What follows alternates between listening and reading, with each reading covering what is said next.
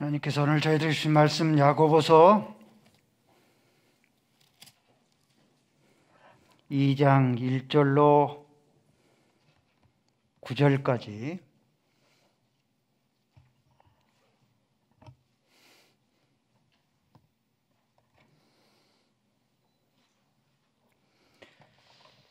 제가 읽는 성경 신약 성경 372쪽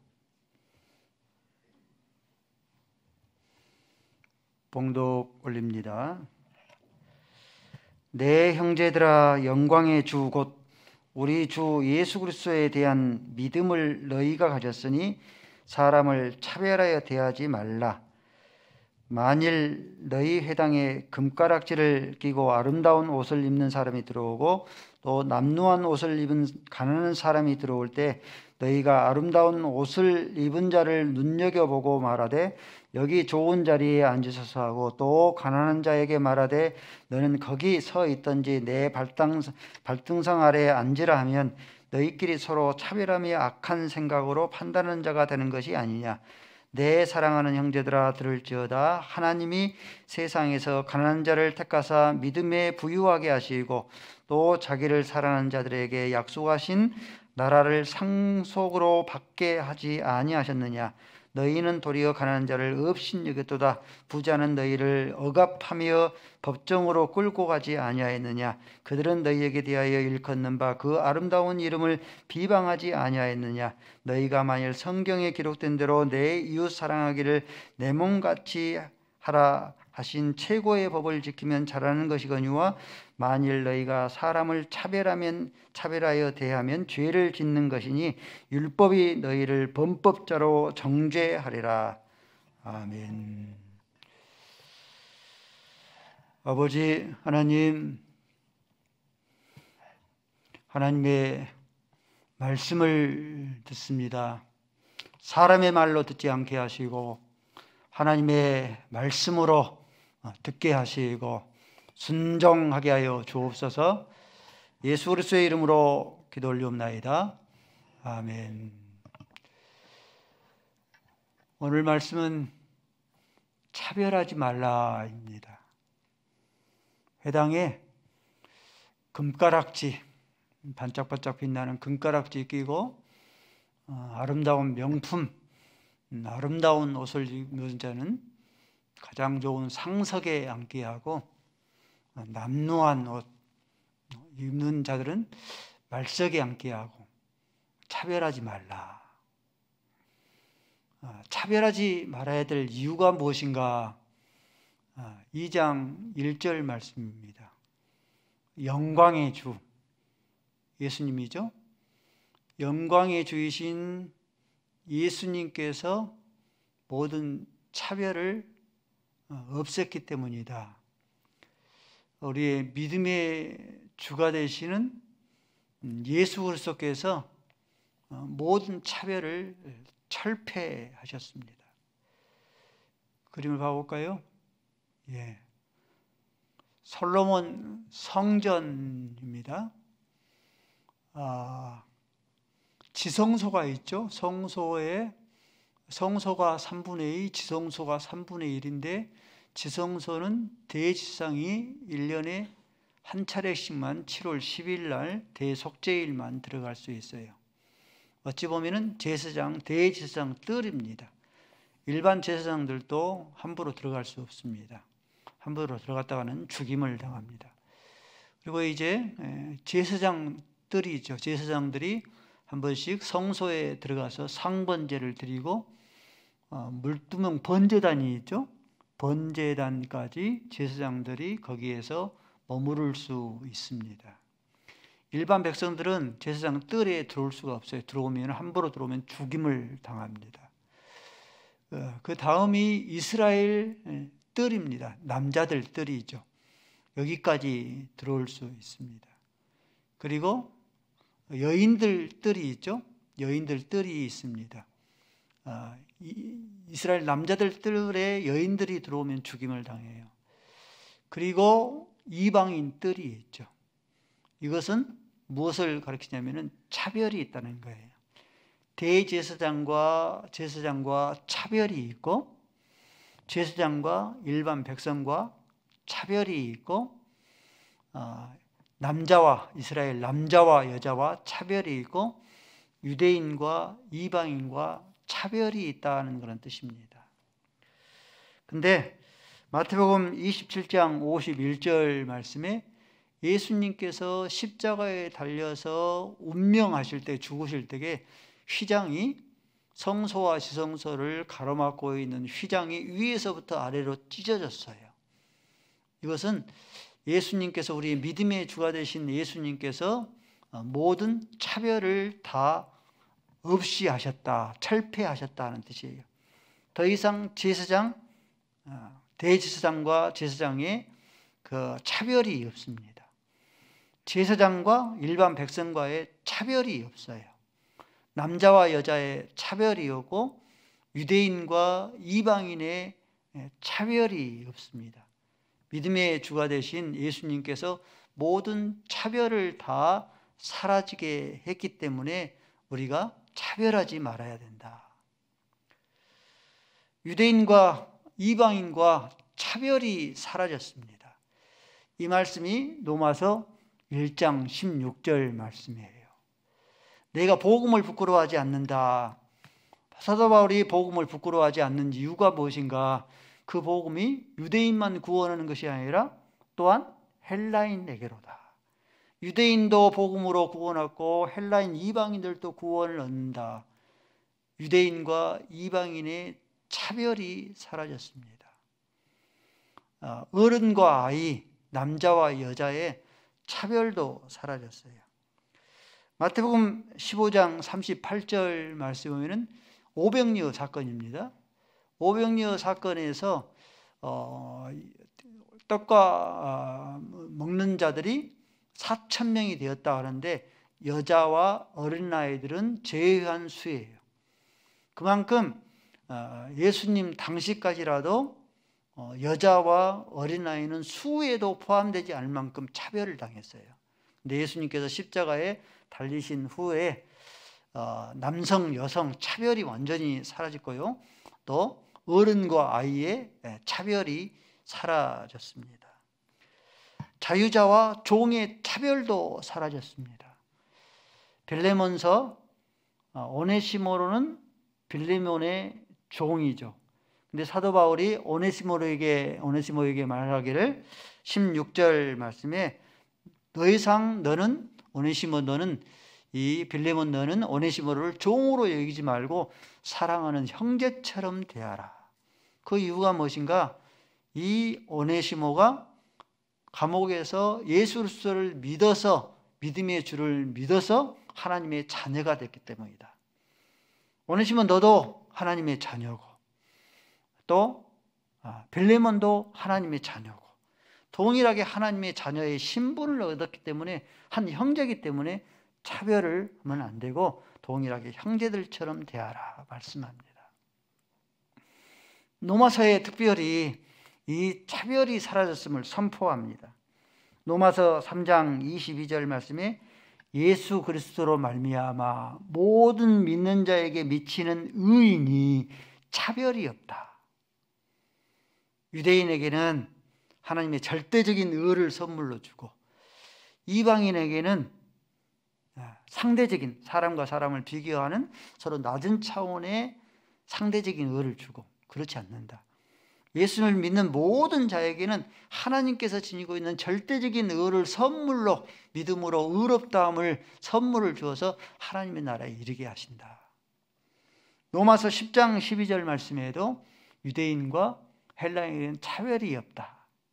한 분이신 주께서 모든 믿는 자의 주가 된다.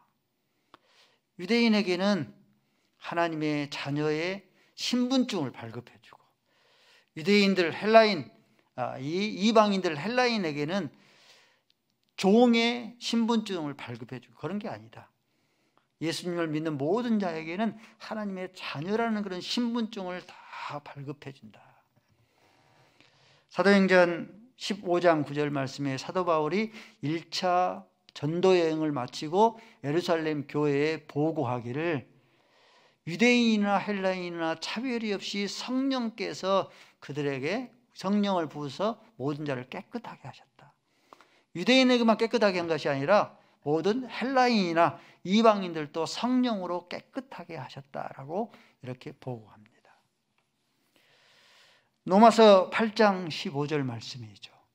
유대인에게는 영을 줄 때에 친밀한 영을 주어서, 친밀한 영이니까 하나님 아빠 아버지라고 부르게 하고, 이방인에게는 무서운 영을 주니까 하나님을 아빠 아버지라고 못 부르고 하나님 총수님, 하나님 회장님, 대감님 이렇게 부르게 하지 않았다는 거예요. 모든 믿는 자에게 하나님께서 양자의 친밀한 그런 양자의 영을 줘서 하나님 아빠 아버지라 부르게 하셨다라고 합니다. 그러므로 외적인 조건이 어떠하든지, 예수님을 믿어서 그 사람이 외적인 조건이 어떠하든지, 유대인이든지 헬라인이든지, 자유자든지 종이든지, 남자든지 여자든지, 어른이든지 어른아이든지, 금가락지를 끼었든지 끼지 않았든지, 아름다운 옷을 입었든지 남루한 옷을 입었든지, 그 사람이 계급장을 높이 달고 있든지 계급장을 낮게 달고 있든지, 그 사람이 외적인 조건이 어떠한지 아무 상관이 없이 하나님의 자녀가 되었다는 그 신분으로 말미암아 차별하지 말아야 된다. 저희 집에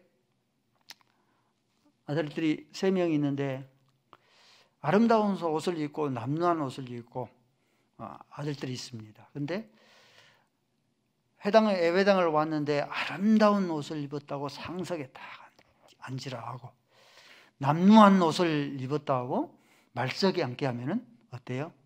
이것은 그렇게 차별을 했다면 누구를 차별한 겁니까? 부모를, 저를 차별하고 제 마음에 상처를 입힌 거잖아요. 마찬가지예요. 성도 하나님의 동이라는 그런 자녀인데 아름다운 옷을 입었다고 상석에 앉게 하고 남루한 옷을 입었다고 말석에 앉게 한다면 어때요? 이것은 하나님을 차별하는 것이에요. 그래서 차별하지 말라는 뜻이에요. 동일한 것이면은, 똑같은 것이면 부모의 마음은 어떻습니까? 오히려 아름다운 옷을 입은 그런 자녀면은 말석에 앉게 하고, 남루한 옷을 입은 그런 자녀에게 상석을 얻게 하고 용기를 북돋아주고, 그러면은 오히려 부모를 차별하지 않고 부모를 높이는 것이 되는 것이 아니겠습니까? 하나님께서 자기의 독생자 예수 그리스도를, 십자가의 예수 그리스도를 이 땅에 보내신 이유가 무엇인가, 여러분들? 예수 그리스도께서 십자가 위에서 대속의 죽임을 당하신 이유가 무엇입니까? 외적인 조건을 갖추고 높이기 위해서입니까? 그거 아니죠? 하나님의 자녀됨의 권세를 얻도록 하기 위해서, 신분을 얻도록 하기 위해서 그러합니다. 그러므로 하나님의 자녀 가운데서 지극히 약한 자가 있을 수 있어요. 지극히 약한 자를 향하여서 차별하게 되어지면은 마태복음 5장 22절에 나가라 하면은 미련한 놈이라 차별하면은 지옥불에 떨어지리라. 하나님의 자녀들 가운데서 지극히 작은 자 있을 수 있지 않습니까? 그러죠? 자녀들 가운데 못 사는 자녀가 있는 것처럼 하나님의 자녀 가운데 지극히 작은 자가 있어요. 그런데 지극히 작은 자 하나에게 하는 것이 하나님께 하는 것이기 때문에 차별하게 되어지면은 마태복음 25장 46절 말씀에 영벌에 들어가게 되어지리라. 사람은 지극히 어그러진 존재이기 때문에 약한 자가 있으면 차별합니다. 정인이의 양부모 약한 정인이를 차별했습니다. 힘이 없는 자가 있으면 차별을 해요. 타인에게는 공손하게 대하면서 힘이 없는 부모에게는 함부로 대하지 않습니까? 가난한 자, 배움이 없는 자, 겉으로는 그렇지 않는 것처럼 대해요. 근데 은연중에 태도와 말투에서 그것을 알아챌 수 있는 것이 사람이죠.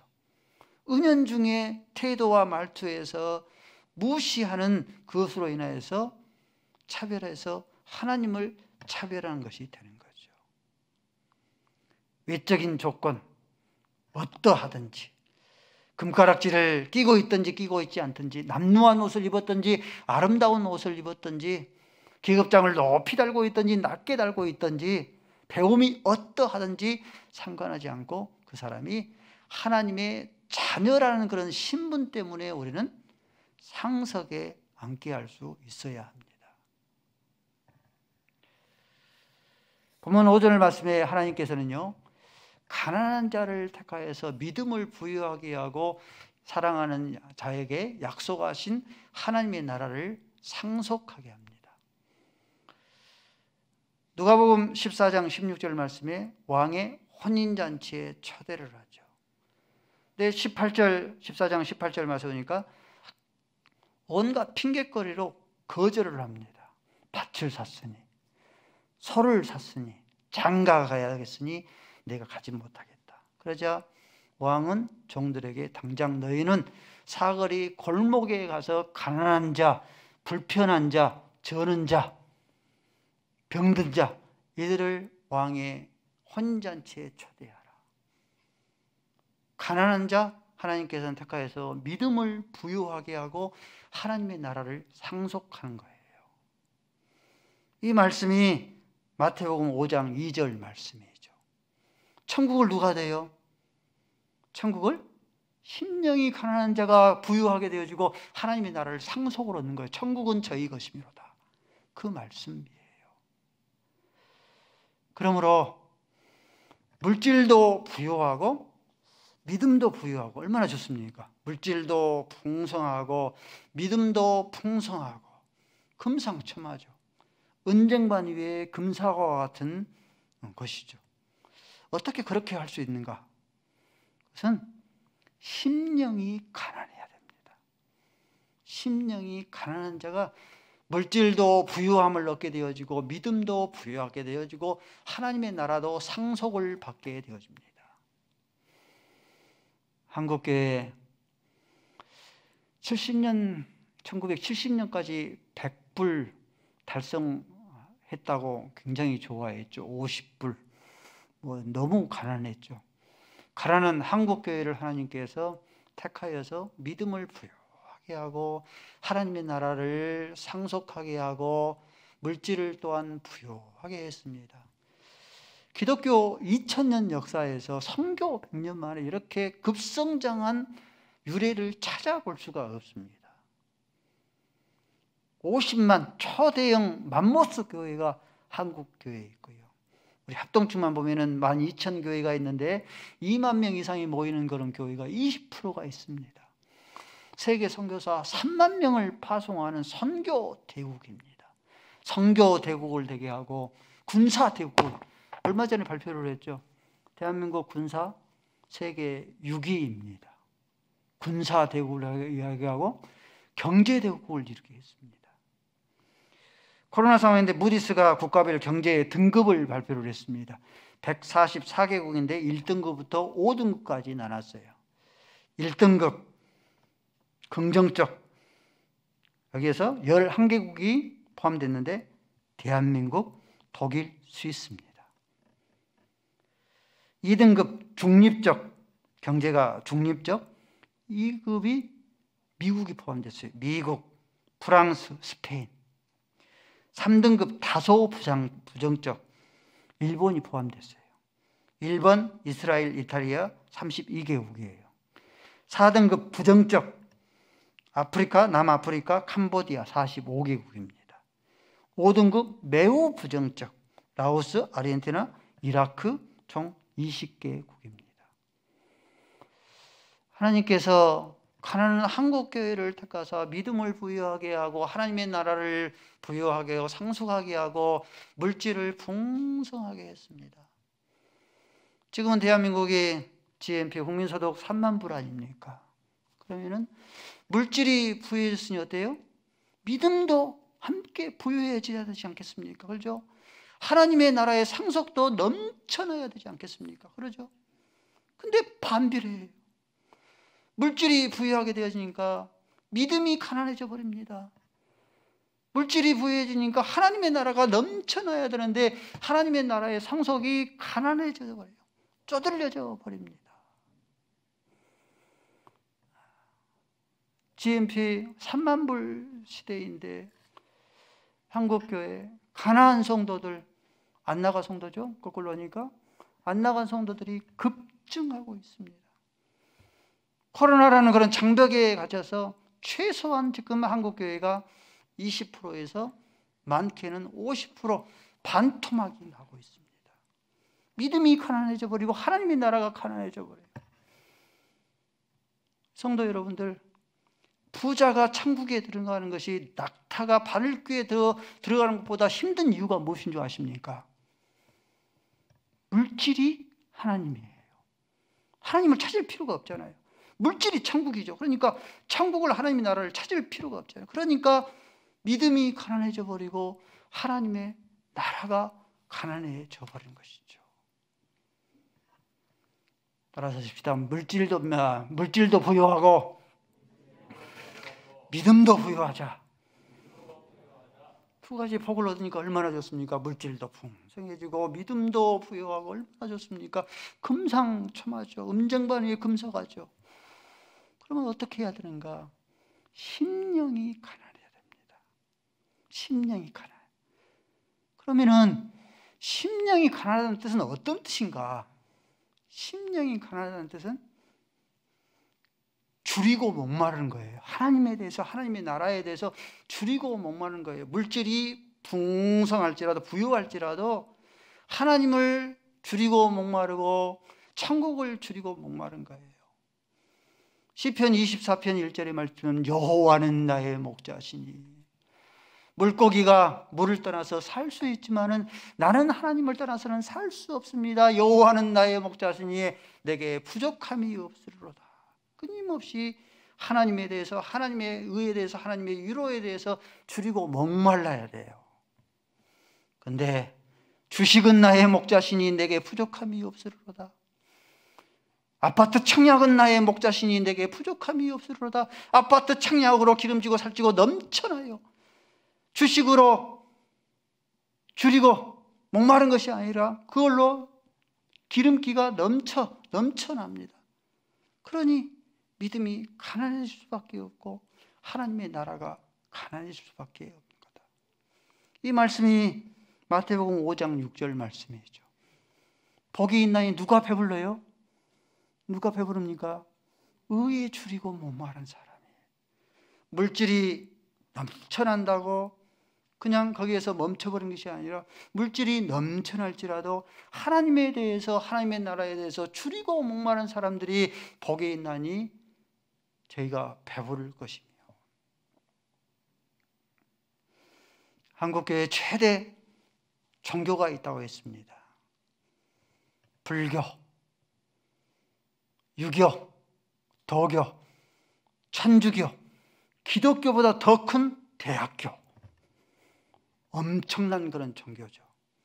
부모와 자식들이 대학으로 소망하고 대학으로 기름져 있고 대학으로 살쪄 있고 가득 채워져 있으면은 하나님의 나라가 가난하고 믿음이 가난해지죠. 그걸로 가득 채워져 있는데 어떻게 하나님의 나라를 줄이고 목마를 수 있겠습니까? 의에 줄이고 목마를 수 있어져야 합니다. 심령이 또 가난하다는 뜻은 어떤 뜻인가? 심령이 가난하고 낮아져야 된다. 겸손해야 된다. 여러분들 물질이 부하면 어떻습니까? 물질이 부하면은요, 자기도 모르는 사이에 겸손은 오간데가 없이 사라져 버립니다. 어느 순간에 교만해져 있습니다. 이 말씀이 사도행전 18장 6절 말씀이에요. 부자가 외치는 거예요. 나는 여왕이라. 나는 과부가 아니다. 결단코 외통함을 당하지 아니할 것이다. 그런데 8절 말씀에 욥처럼 하루아침에 순식간에 재앙이 이를 것이니 사망과 외통과 흉년과 불사람을 당하게 될 것이라. 여러분들, 최고의 신부감이 누굽니까? 최고의 신부감은 얼굴도 예쁘고 마음도 예쁘고 신부감이죠. 최고의 신부감이죠. 근데 있습니까 없습니까? 얼굴도 예뻐. 근데 마음까지도 예뻐. 있습니까 없습니까? 얼굴은 예쁜데 마음이 사나워. 마음은 고운데 얼굴이 안 예뻐. 그러잖아요. 이와 마찬가지로 물질이 풍성 부요한데, 부요하면은 겸손은 오간데 없이 사라집니다. 겸손이 없어요. 교만해요. 근데 물질이 부요해. 그러면 분명히 교만할 것이다 라고 했는데 심령이 겸손하기까지 해요. 그러면 어때요? 곤불 10년이죠. 10년을 넘지를 못해요. 부는 3대를 넘지를 못해요. 100년을 넘지를 못해요. 근데 물질도 풍성한데 마음도 심령도 겸손하게 되어지면은 하나님께서 복을 주셔서 천대까지 복을 누리게 하십니다. 물질의 부요와 믿음의 부요를 함께 받아 누리는 거예요. 6절 말씀에 부자는 가난한 자를 업신여기고 억압하고 억울하게 재판에 끌려가서 억울하게 하였도다.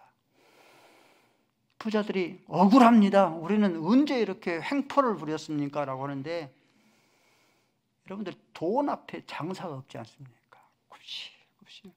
이게 억압하고 억울하게 하고 이것이 업신여기게 한 거예요. 근데 부자잖아요. 부자는 어때요? 부자니까 요한계시록 18장 16절 말씀에 세마포 옷을 입고 자주색 옷을 입고 붉은색 옷을 입고 명품 옷을 입고 또 금과 은과 진주로 머리끝에서 발끝까지 보석으로 주렁주렁 치렁치렁, 목걸이, 코걸이, 귀걸이, 발걸이 보석으로 치렁치렁 그렇게 할 것 같은데, 분명히 부자여서 그럴 것 같은데 본인은 양동 패션을 오고 형제는 명품 패션으로. 있습니까 없습니까? 쉽지 않잖아요. 본인은 말석에 앉은데 형제는 상석에 앉게 하고. 있습니까? 쉽습니까? 쉽지 않습니까? 그렇지 않잖아요. 그렇게 되어지면은 하나님께서 복을 주시는 거예요. 천대까지 물질의 멋진 부자가 되어가지고 천대까지 믿음의 멋진 믿음의 부자가 될 수 있어져야 합니다. 100점짜리 신앙생활과 빵점짜리 신앙생활이 있습니다. 8절 말씀에 100점짜리 신앙생활은 내가 신앙생활을 잘하고 있는가 잘하고 있지 않는가 점검해 보려면은 내 이웃을 내 몸과 같이 형제를 사랑하고 있는가 한 것을 보면은 내가 신앙생활을 잘하고 있고 100점짜리 시고는 신앙생활이구나. 하나님의 최고의 법을 이루는 신앙생활이에요. 근데 형제를 차별하고 사랑하는 것이 없으면은 빵점짜리고 범법자가 됩니다. 율법의 범법자가 되는 것이 아니겠느냐. 고린도전서 13장 1절 말씀에 천사의 말을 할지라도 예언하는 능력이 있을지라도 산을 옮길 만한 그런 믿음이 있을지라도 열심을 내어서 하나님을 섬길지라도 그 마음 가운데 형제를 사랑하는 그런 마음이 없을 것 같으면 그것은 범법자의 신앙생활이고 그것은 빵점짜리 신앙생활이 되는 것과 같다. 성경은 차별금지법을 입법화해서 우리에게 명령하고 있습니다. 어린아이를 차별하지 말라라고 말씀하십니다. 마가복음 10장 14절 말씀에 어린아이들이 내게 오는 것을 금하지를 말라. 천국은 이런 자의 것이니라. 어린아이라고 약한 자라고 차별하지 말라. 여자를 차별하지 말라라고 말씀합니다. 베드로전서 3장 7절 말씀에 아내는 연약한 그릇이요 생명의 유업을 함께 받아 누려야 할 그런 자이기 때문에 저를 귀히 여겨라. 여자를 차별하지 말고 귀히 여겨라. 노동자를 차별하지 말라고 했어요. 에베소 6장 9절 말씀에 상전들아 너희도 그들에게 이와 같이 유업을 그쳐라. 왜 유업을 그쳐야 되는가? 너와 노동자의 상전이 하늘에 계시고 하나님께서 사람을 외모로 취하지 않기 때문에 그러하다. 장애인을 차별하지 말라고 그랬어요. 마가복음 10장 48절 말씀에 날 때부터 소경된 바디메오, 다데의 아들 바디메오가 다윗의 자손 예수여 나를 불쌍히 여기소서 예수님께 오니까 사람들이 차별했잖아요. 49절 말씀에 잠잠하라 꾸짖었잖아요. 차별한 거잖아요. 근데 50절 말씀에 예수님께서 그를 부르라. 차별하니까 불러서 그의 눈을 뜨게 해주신 거죠. 이렇게 성경에는 어린아이를 차별하지 말라, 여인을 차별하지 말라, 노동자를 차별하지 말라, 장애인들을 차별하지 말라, 차별금지법이 제정되어서 입법되어서 우리에게 명령하고 있어요. 근데 이 차별금지법에 동성연애까지 성소수자들까지 포함을 시켜서 포괄적 차별금지법이 국회에서 입법화 추진되어지고 있습니다. 여러분들 포괄적 차별금지법이 통과가 되면 어떻게 되는 줄 아십니까? 외국의 예를 들어볼까요? 포괄적 차별금지법이 통과된 거예요. 어떤 법적인 조처를 받냐면은 미국의 7세의 아들인데 성전환 수술을 반대했다고 부모가 양육권을 박탈을 당했어요. 영국의 3살의 아이에게 동성연애를 가르치지 않았다고 학교가 폐쇄됐습니다. 스웨덴에서는 목사가 강단에서 동성연애를 부정적으로 말을 했다고 1개월 징역을 감옥살이를 했습니다. 캐나다 토론토에서는 목사가 군중에게 폭행을 당하고 교회가 폐쇄당한 거예요. 포괄적 차별금지법이 통과되어지면 우리의 현실이 되어집니다. 성경은 여러 가지를 차별금지법을 우리에게 말씀하시지만은 로마서 1장 26절 말씀에 순리로 쓸 것을 영리로 쓰는, 순리로 쓸 것을 영리로 쓰는, 이것은 포괄적 차별금지법을 우리에게 명령하는 것이 아니고 하나님의 창조의 질서를 허무는 거예요. 진리에 속하는 거예요. 포괄적 차별금지법에 포함될 수 없는 그런 상황입니다. 하나님의 진리예요. 가정의 질서, 창조의 질서를 허무는 것이 되어집니다. 그러므로 우리 개신교회는, 개혁교회는 포괄적 차별금지법을 계속해서 반대합니다. 이에 대한 대안으로 개별적 차별금지법을 지지합니다. 개별적 차별금지법은 어린아이 개별, 어린아이 약한 아이들을 차별하지 말자, 여인을 차별하지 말자, 노동자를 차별하지, 힘이 약한 자를 차별하지 말자, 장애인을 차별하지 말자, 개별적 차별금지법을 이렇게 지지하고 있습니다. 여러분들이 관심을 가져주시고 힘을 실어주시고 기도해 줄 수 있기를 바랍니다. 기도하겠습니다. 아버지 하나님, 가난한 자, 약한 자를 차별하는 것은 하나님을 차별하는 것이라 했으니 외적인 조건, 하나님은 외모로 사람을 취하지 않는다 말씀했으니 외적인 조건이 어떠할지라도 하나님의 자녀됨의 그 한 가지로 하나님을, 성도를, 우리의 형제를 상석에 앉게 하시고 금상첨화의 신앙생활, 물질이 풍성하고 또한 믿음이 풍성해지는 부자가 되는 그 비결, 우리의 심령이 가난하게 하시고 최고의 법을 이루는 100점짜리 신앙생활, 우리의 내 형제를 내 몸과 같이 사랑하게 하시고 순리로 쓸 것을 영리로 쓰는 하나님의 창조의 질서를 허무는 포괄적 차별금지법을 주께서 철회하게 하시고 하나님의 공의가, 정의가 이 땅 위에 한국교회 가운데 하수와 같이 넘쳐나게 하여 주옵소서. 예수 그리스도의 이름으로 기도 올리옵나이다.